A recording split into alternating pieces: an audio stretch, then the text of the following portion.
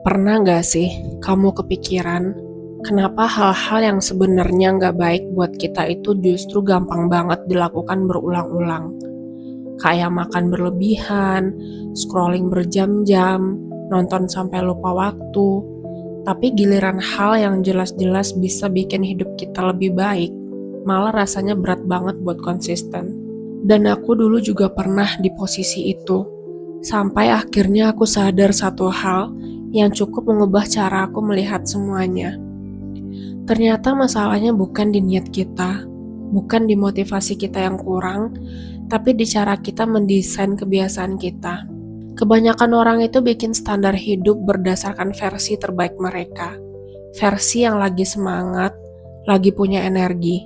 Padahal hidup nggak selalu kayak gitu. Justru yang menentukan kamu bisa konsisten atau enggak itu adalah apa yang kamu lakukan di hari-hari yang berantakan. Hari di mana kamu capek, lagi banyak pikiran, jadwal kacau, mood nggak jelas, itu yang sebenarnya ngetes sistem kamu. Makanya aku mulai bikin sesuatu yang aku sebut versi minimum. Bukan versi sempurna, tapi versi yang tetap bisa jalan walaupun harinya lagi nggak ideal. Misalnya kalau lagi nggak bisa olahraga full, ya minimal tetap gerak. Jalan sebentar juga nggak apa-apa, yang penting ada. Karena begitu kamu punya standar yang fleksibel tapi tetap jalan, kamu berhenti merasa gagal cuma karena hari itu nggak sempurna. Dan dari situ aku juga belajar hal lain yang lebih jujur.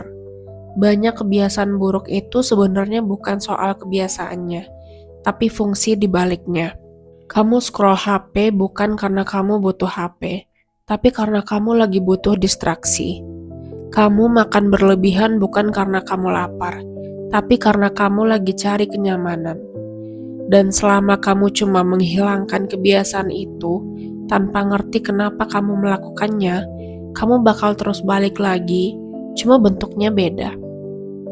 Jadi bukan cuma berhenti, tapi kamu perlu ganti dengan sesuatu yang tetap memenuhi kebutuhan itu, tapi dengan cara yang lebih sehat.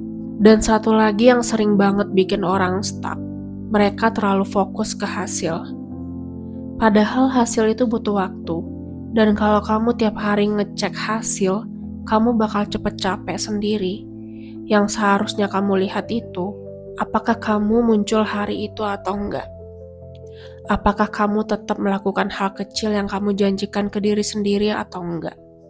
Karena pada akhirnya, hidup kamu sekarang itu bukan hasil dari apa yang kamu lakukan minggu ini, tapi akumulasi dari kebiasaan kamu selama bertahun-tahun. Jadi kalau kamu mau mengubah hidupmu, kamu juga harus sabar membangun kebiasaan baru itu pelan-pelan.